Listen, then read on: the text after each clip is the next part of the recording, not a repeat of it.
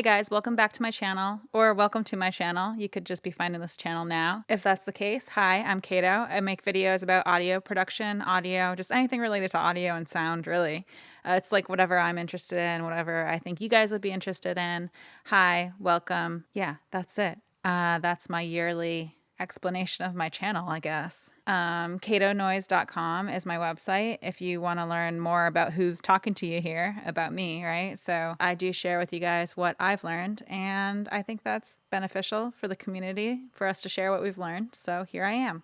Okay, I'm going to stop yapping now. All right, so basically what I thought would be fun to do today is talk about some routing stuff. So the topics I figured we would hit on today are inserts and sends, and talking about inserts versus sends, what the difference is, when to use each, what they are, right? And then also talking about pre and post fader and what that is. All right, so I have this session open already, so I figured I would just show you guys this stuff using this session. All right, so let's start by talking about inserts. So when you go to your mix window, inserts are going to be at the top. And you have this drop down here to display or hide more inserts and more sends here. So I can uncheck this, and then I only have one group of inserts here, or I can show all of them. I only have the second category open here for this session because I have multiples right here. So this is the only one that's bleeding over into the next category, basically, if that makes sense. But let's see. I'll do this so it's easier to see right here. So basically, Pro Tools here in the mix window, it's kind of mimicking a physical soundboard, right? So the signal comes down for each track, right? For each channel. We call them tracks in Pro Tools. For each track, we have the signal coming down through the top, and it goes through whatever's in the inserts, and then it comes down through the sends, and then we either create a send or we don't, right? We can create multiple sends as well. I'll talk about what those are in a second. And then it just keeps going down. And then you can also control things like the levels here with the volume knob, right? And then we have solo and mute, all that stuff. Record and enable, panning, all that stuff. So let's focus here at the top at inserts. So that's the first thing that our signal is going to hit when it comes down through this track, right? So basically what an insert is, when you think about a physical soundboard, a lot of times if you wanted to add an effect like a compressor or a de-esser or an EQ, right? A lot of times that would be an external piece of gear separate from the actual soundboard. And some soundboards have like EQs built in them and stuff like that. But a lot of times you'd want to go to an actual separate piece of gear, right? Because you want that specific tone or what have you. So basically, if you imagine this like a physical soundboard, then what this is doing is it's taking the signal and it's sending it out to something else and then back in through that same point. Right, so if we think about this like a physical soundboard, we have the sound coming down through here, and then if I add an insert here on my inserts panel, so usually, generally in Pro Tools, it's going to be in the form of a plugin, right? So basically, if I add a plugin here, I'll just add this guy, because this is stock with Pro Tools. I like to use the stock plugins when I'm showing you examples just because I know that everyone that has Pro Tools out there will have that stock plugin, right? So basically what's happening here is I added my plugin. So the signal's coming down through here, and it's now going to go through my plugin before it goes through anything else. So you can imagine the plugin being inserted into the signal flow. Or if you're thinking about it like a physical soundboard, this is where we would then patch out of the board to an actual external EQ or compressor, whatever the effect is that you want to add here. It would actually be sent out of the board to that actual other piece of hardware and then back in. And so that's what we would call an insert. So the idea behind the insert is that it's taking the signal, it's sending it to something else, and then back to the same point on our signal chain. Right, so as we add more plugins here on a channel, on a track, basically what's going to happen is this signal is going to go down, it's going to go out to this processing here, and then back in at the same exact point, and then it goes down to the next one. So it's going to go out to the EQ next, right? Because this is an EQ, and then back in, and then it's going to go out through this de-esser. And that's just because this is what this is here. The DS stands for de-esser.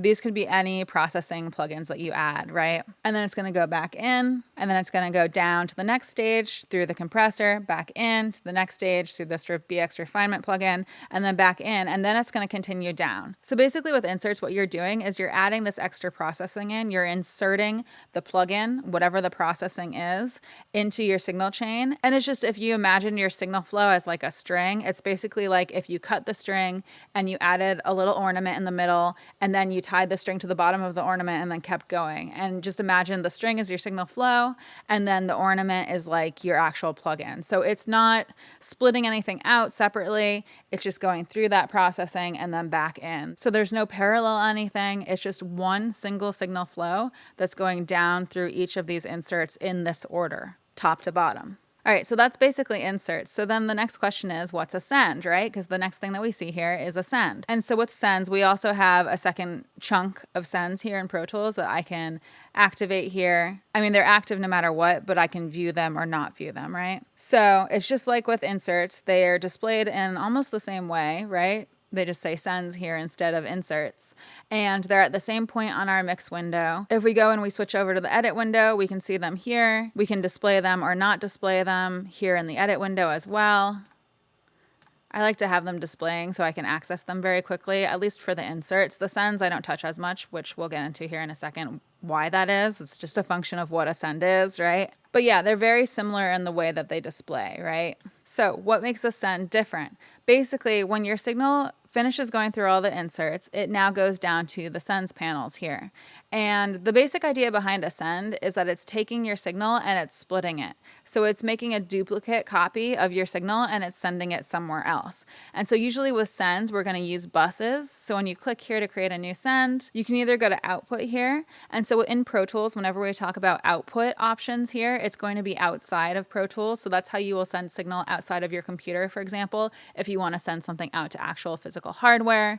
It's how you send out signal to the actual speakers. It's anything that's outside, physically outside of the computer, right? Or you can do a bus. And so a bus in Pro Tools is simply an internal version of routing, right? So buses they're just basically arbitrary numbers, and you can use those to send signal to certain locations. So you'll see here, I have all of these tracks right here sending out to bus 21 and 22. And so since a send is just duplicating the signal and sending it somewhere else, it's sending one version of the signal down straight through the track and out normally, however the track is outputting.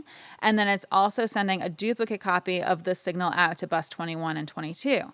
And so that doesn't really mean anything unless you have something that's then receiving that signal. So if you look over here, I have an aux track that's receiving my bus 21, 22 signal. And so that's the whole idea of a send. You're basically just creating a duplicate copy of your signal and you're sending it somewhere else. It's like if your signal flow was a river, it's basically creating a fork in that river, and now the river is going into two different locations.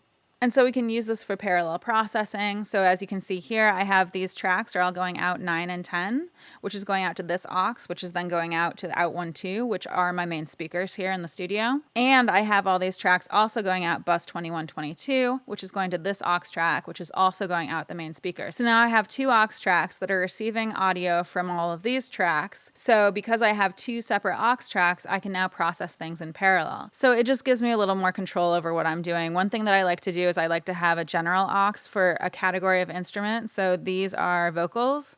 So this is like my main aux for my vocals, and then this is kind of like my effects aux. And that's just a thing that I personally like to do. And that's just so I can control like the fun effects stuff, like the reverb or any weird effects that I put on something. I can kind of mix that in with this fader relative to this fader. So it's just another way to do things. So I think that basically covers my summary of what an insert is and what a send is. And I hope that makes sense. So again, just to summarize, with an insert, we're just inserting some kind of processing, right? So some kind of effect, stuff that would normally be like physical hardware, so like plugins and stuff. And then with a send, what we're doing is we're splitting the signal and we're sending it somewhere else in addition to where it's going as it goes down through this track. Another thing that's good to know is if you go and highlight a chunk of tracks here, so these are a bunch of one type of vocal mic that I have here in this session, I can now hold Option and Shift, and I can go to create a new send. So I'm just going to do bus 27, 28. And because I was holding Option and Shift, it put a new send on all of these tracks that I have highlighted here. And so with my defaults here in Pro Tools, my sends automatically start at -infinity, which means I'm essentially not sending any signal out, right? I've created the send, I've created the path, but there's no audio actually being sent out because my fader is all the way down. So when you click on a fader in Pro Tools, if you hold Option, it goes up to 0, to the normal point. But if you hold Option and Shift here, and then click it, what it does is the Option makes it go up to the normal point, but then holding Shift makes it also do that for all of these sends that I just made. So that's just something that I do all the time. It's really handy for creating a bunch of sends onto a group of tracks. So I'm just going to get rid of these really quick. I also held Option Shift to do that. Hope that makes sense. And also, if you want to view this little window for Ascend, you can just click on it, right? And it opens it up. You can adjust what the levels are, etc. The next thing that I wanted to talk about was pre and post fader really quickly. And so this is a pretty simple concept, but I feel like it kind of does blend in with this discussion of inserts and sends, because when we have Ascend open here, we can actually make it pre or post fader. So right now it's post fader because this pre button is not lit up. I hope that makes sense. So when I click on the button, it's lit up. It is now pre fader. If I don't light it up, it's post fader, right? Okay, and I'm just gonna close this out and I'm gonna show you another location where we have pre and post fader options, and then I'll talk about what they are in a little more detail here. So basically this is for your whole session, but if you go up to options and then you go down here to pre fader metering, you can either have this checked off or not checked off. So right now I am in post fader metering because my pre fader metering option is not checked off. When the check mark is next to this little location here, then we actually have pre fader metering is on. I hope that makes sense.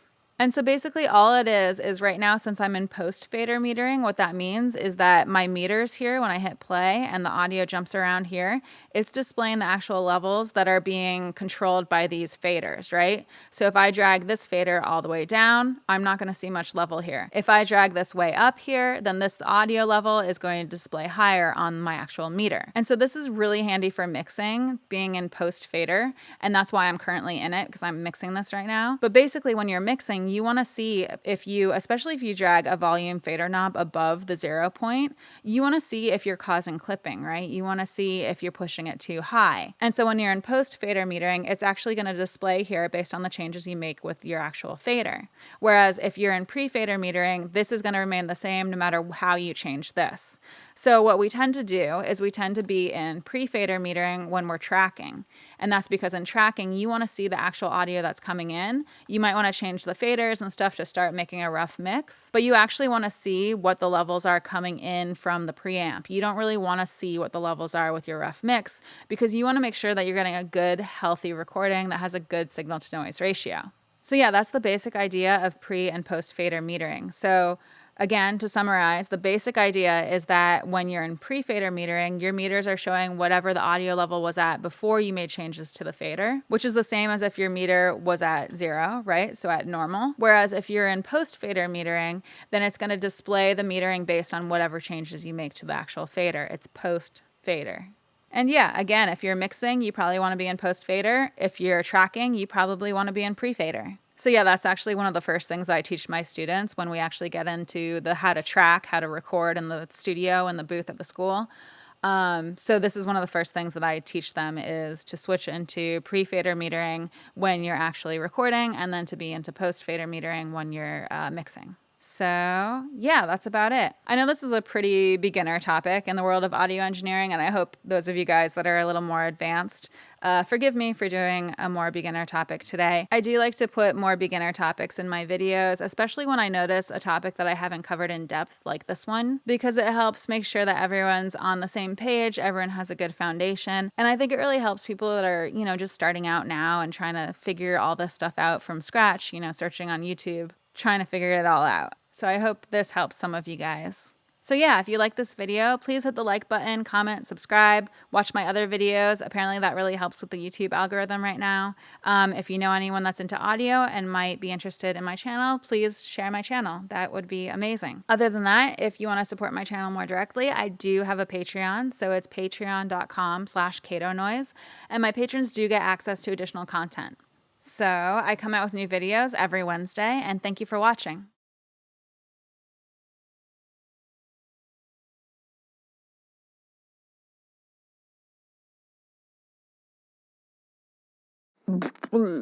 Okay.